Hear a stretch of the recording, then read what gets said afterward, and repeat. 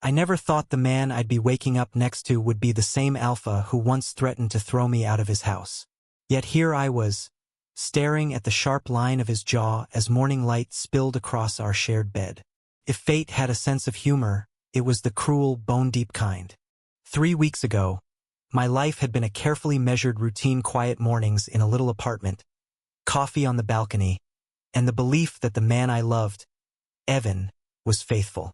That illusion shattered on a Tuesday night when I came home early from work and found him tangled in the sheets with someone else. The betrayal didn't just knock the air out of me, it burned every ounce of trust I'd ever had. I thought the worst part was the way he didn't even look guilty. He just sat there, half-dressed, telling me it wasn't as bad as it looked, as if the sound of my own heartbeat breaking in my ears could be reasoned away. 2 days later, while I was still nursing my humiliation with takeout and whiskey, a black SUV pulled up in front of my building.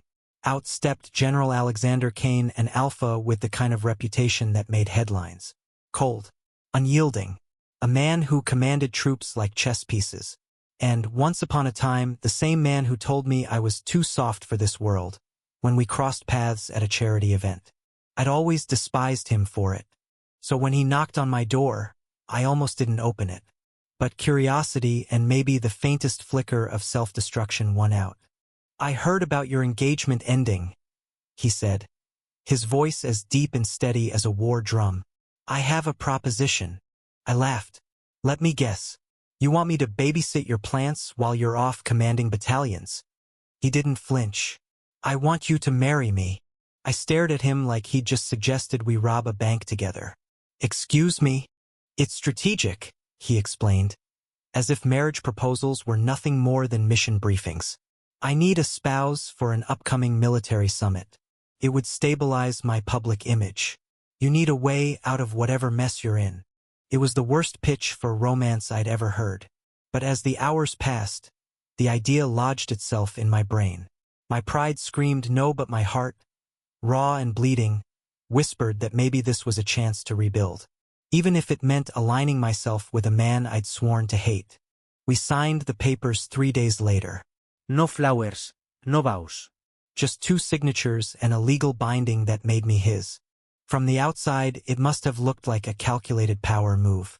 But inside his sprawling, stone-walled estate, the air between us was anything but neutral. Alexander didn't smile. He didn't touch me unless necessary. But sometimes, when he thought I wasn't looking, his eyes lingered on me like he was studying something he couldn't quite understand.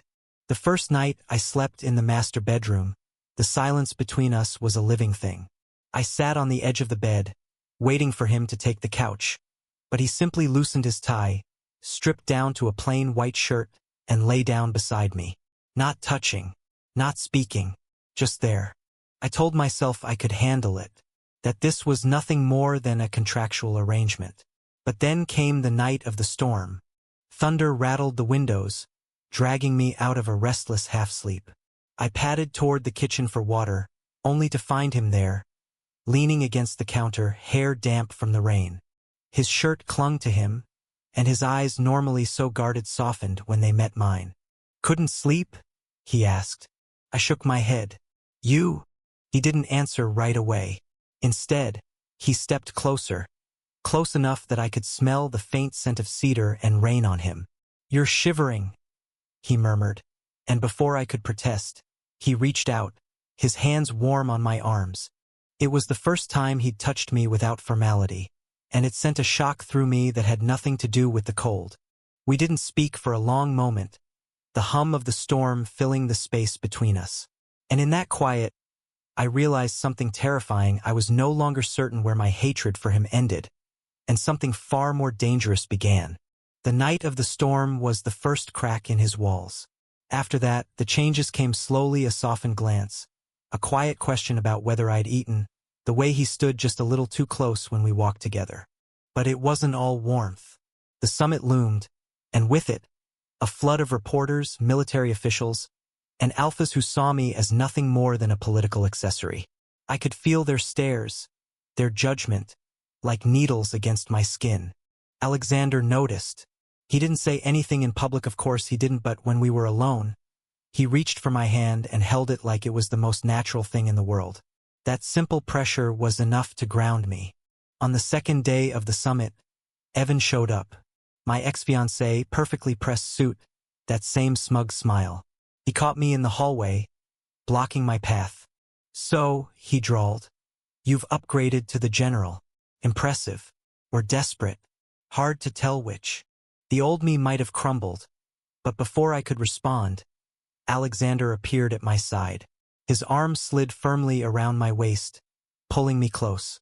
"Careful," he said to Evan, voice low, dangerous. "You're speaking to my husband." Something in the way he said it husband sent heat rushing through me. Evan faltered, muttered something under his breath, and walked away. That night, I found Alexander in his office, papers scattered across the desk. He didn't look up when I entered, just said, "You handled yourself well today." I leaned against the doorframe. "You handled him better." A faint smirk ghosted across his face. "It's my job to protect what's mine." Something in my chest ached at that, because I knew in the beginning I'd been nothing more than a contract. But now I wasn't so sure. The final night of the summit, there was a formal banquet.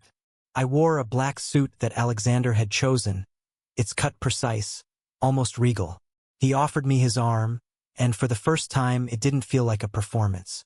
Halfway through the evening, during a slow dance, I looked up at him and asked, "Why did you really choose me?" He was quiet for a long moment, his gaze fixed on mine. "Because you're not afraid to stand your ground. Because you see me, even when I don't want to be seen." My breath caught. "And now, he said, his voice softer than I'd ever heard it. "I don't want this to end when the contract does." The music swelled around us.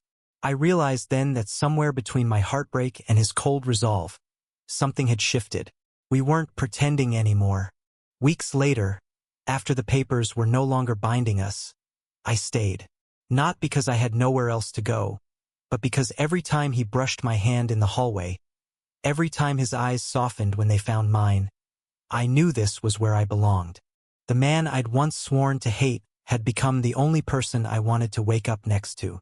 And as he pulled me close one quiet morning, sunlight spilling across the sheets, he whispered words I never thought I'd hear from him. "I love you." It wasn't dramatic. It wasn't loud. But it was real, and it was enough. We had both been forged in the fire of our own battles. And together, we'd built something neither of us thought we'd ever have: a home. Thank you for listening. If you find it interesting, please like and subscribe to follow the next stories.